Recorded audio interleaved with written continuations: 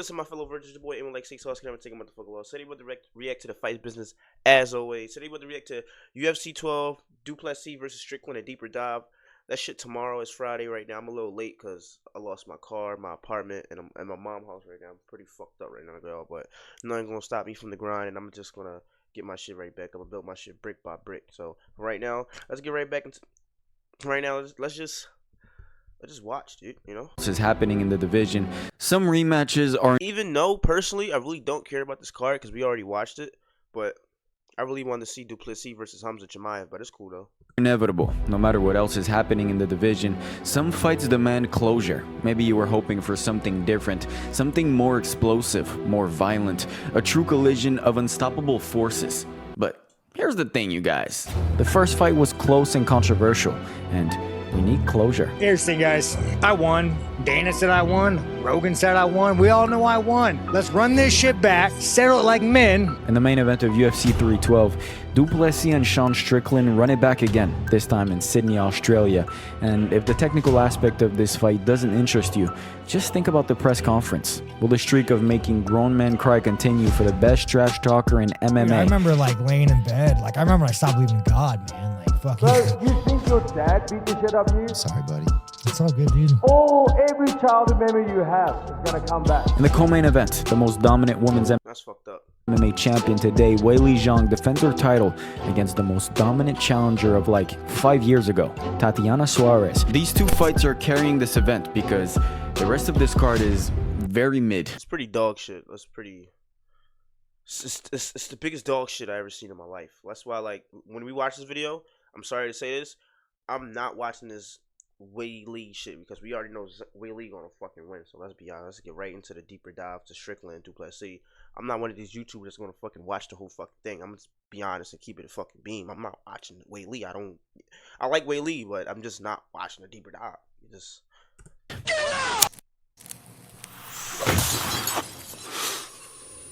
Thank you to the fighting business. Absolutely amazing. One of my favorite new channels going right now.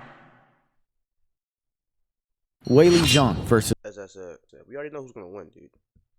Weili's a beast. She's not losing no fucking time soon. That's a fact. And if you think I'm lying, eat a dick. Dricus Plessis versus Sean Strickland. I've said this a few times, but let me repeat myself. The middleweight division is chaotic as hell, always was, and still is, evidently. Just look at the current champion. How many of you thought that Dricus Plessis would be middleweight champion when he made his UFC debut? I advanced, and straight away he just went. So he's just weird, man. He's like the best shit fighter in the world. I remember when I fought him in that like. You gonna call this nigga the most shit fighter in the world? You fucking lost and got choked out, you dumbass bitch, and you got knocked the fuck out by a fucking nobody yesterday. No, I said yesterday. The other week, you was fucking wise, bro. I'm an Izzy hater, bro. It's like, nah, I fuck with Izzy. I just like, you mean? First 30 seconds, like, dude, he's so slow. Like, how y'all talking shit about a nigga y'all lost to? Like, that shit bad, gang. I beat that guy one time. You know what I mean? It's like out of nowhere. Like I'm like, bro, he just manifested your own downfall, gang. But then I got punched in the face. Not one of you, and not me either.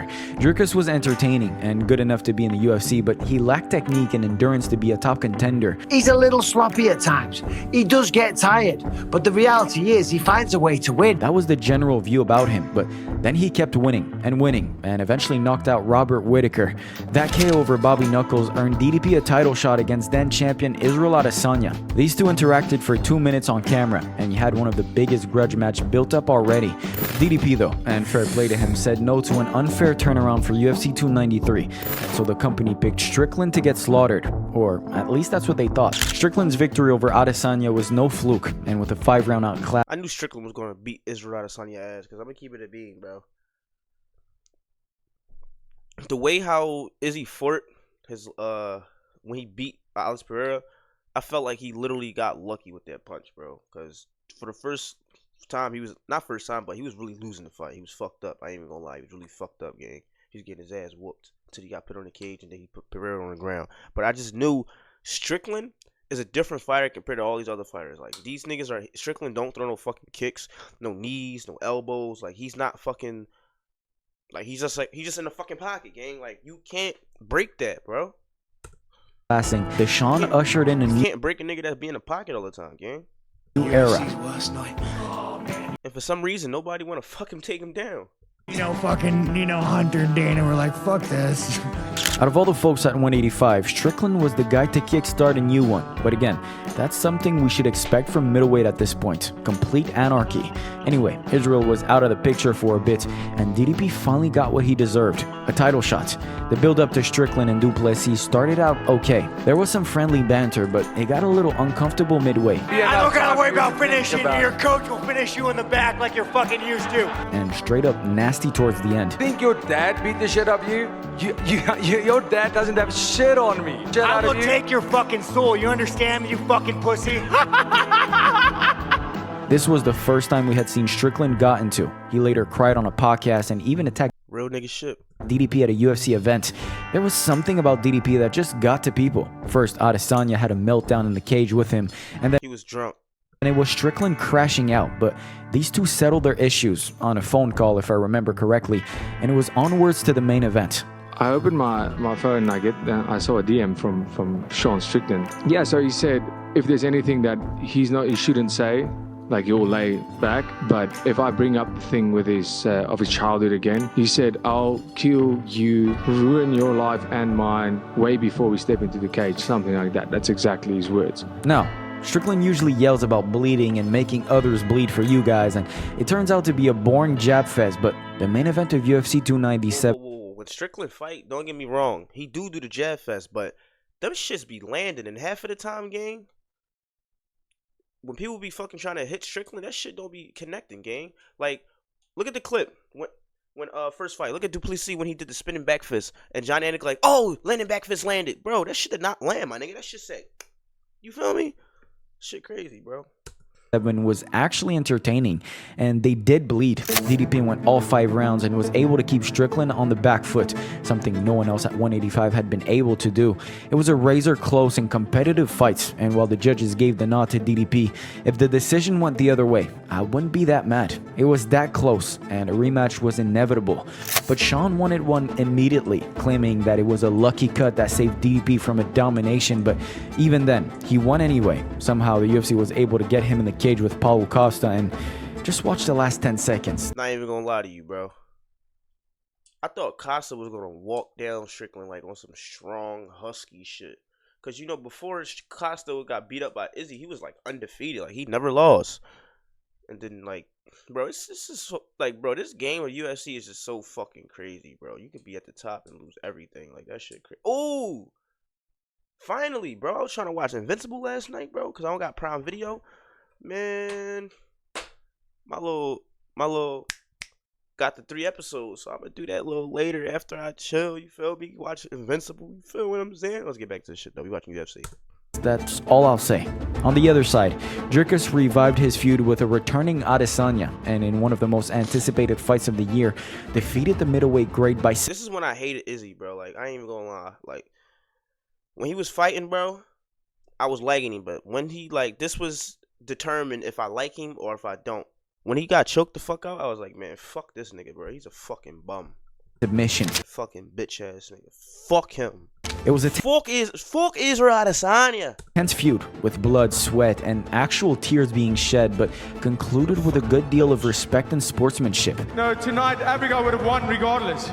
But tonight South Africa was the victor. It was an honor for me to share this cage with a legend like that. I have the utmost respect for him. But there was another middleweight who was out there who, with just one crushing submission win over Whitaker, was in the discussion to challenge DDP. With matchmaking, do you want to do a rematch? And that would be Strickland versus du Plessis, which is good stuff. Or do you want to have fresh blood in there? And I tend to favor parity and newness. Dricus du Plessis versus Khamzat Chimaev had all the makings of an absolute glorious Khamzat needs to be the champ, bro. Spectacle. But du Plessis versus Strickland 2 was announced, and I guess Khamzat will have to wait. I know most people preferred Khamzat over Strickland, but might as well get this over with first. Listen, whoever wins and whoever fights Khamzat, they're gonna lose regardless, gang. Trust me. When these two first fought, DDP had never gone past round 3, while Strickland had the reputation of being the best conditioned middleweight on the roster, but somehow Dricus went all 5. Even if you feel Strickland won the fight, the fact that DDP had the cardio to keep up with him was kinda incredible, and I'm sure he has only gotten better since then. Say what you want about Strickland, that he's boring and basic, but the man has perfected that style, and as his record at 185 shows, beating him is no easy feat. The only guy to truly spark him was Poatan, but no one else had an easy time with Strickland, win or lose. That basic yet perfected boxing style with the cardio that he has is what makes Strickland such a nightmare to deal with. So Sean really busted him up with the jab last time, and the front kicks. If Sean can keep the pressure on him for 5 rounds, I'll give Sean a big chance. He doesn't get tired, doesn't make reckless mistakes, and simply overwhelms his opponents. If you can't crack his defense or disrupt his rhythm, he'll outpoint you for 5 rounds without giving you many openings to capitalize on. That's what makes this rematch so interesting, because despite Plessis, I'm fried, yo. I'm over here feeding fish and shit. Hold on, I'm gonna show y'all niggas, bro. I'm fucking cooked. And I just woke up. I'm gonna show y'all right now. Look. Shit, this shit hot.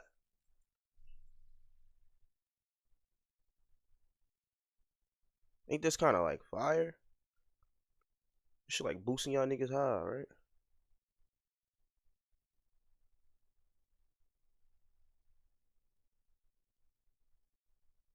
That shit is tough.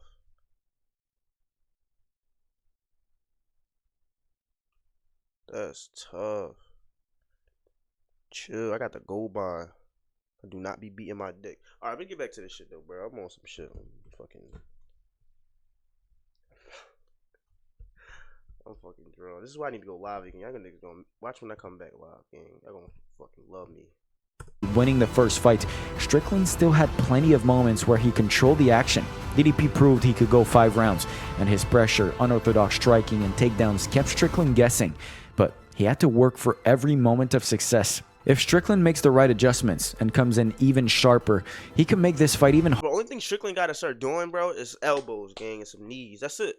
Because I feel like Strickland, his fighting style is already good. He just need to be more technical and more ruthless aggression. Like, he got to be more. I'm talking pussy ass nigga. Like, when he in the pocket doing his little thing, yeah, do your thing. But, like, just like, you feel me? Come in. If he in the clinch, like, come on, Strickland. Throw some fucking elbows. Harder for Plessis.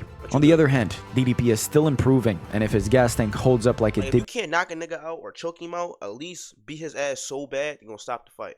before, he might just be able to push an even higher pace and overwhelm Strickland with a mix-up of striking and grappling. Yeah, there is no way in hell this dude will agree to the stand and bang pack that Strickland proposed. You need takedowns to beat Sean Strickland, period. I'm gonna need you to stand up, not go to your knees, and we're gonna need to strike like me. Yeah, that was exactly what we did the last time. He said to death, let's go, let's fight to death, and man threw a jab and a teep. It's a battle of styles, calculated pressure versus berserk pressure, awkward. Plessis fucking retarded, but he like men though. Look at this shit. Like, who would let a nigga just sit on him like this? Gang, I'd be like, yo, get the fuck off me. Power versus precise volume. And considering how close their first fight was, the rematch could be just as competitive, just as intense, and hopefully even more bloody. Will Tatiana Suarez finally make it to fight nights, or will history repeat itself? And if she does, will her relentless wrestling be too much? Whoever that is, she's not beating Wheel like. Does he prove once and for all that he's the rightful king of the middleweights, or will Strickland make the right adjustments and take back what he believes he never truly lost? If you're trying to listen, regardless who fucking wins this match, regardless of whoever wins, they still gotta fight Hamza. So it really don't fucking matter. We're going to get saved, guys. I like Strickland, though. I really like Strickland. Plessis is a good fighter, too. He just, I don't know. He just kind of cringe. He a good dude, though. He got a badass wife, too. All right, let me get the fuck out of here. Everybody enjoy their day. Like, subscribe. Don't give up on yourself. Always, you know, if your Lego house break down, always build it brick by brick, bro.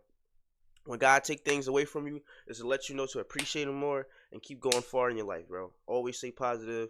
You feel what I'm saying? If you feeling down, leave a comment on my YouTube channel. I'm gonna fucking always hit you back, gang. I'm that nigga.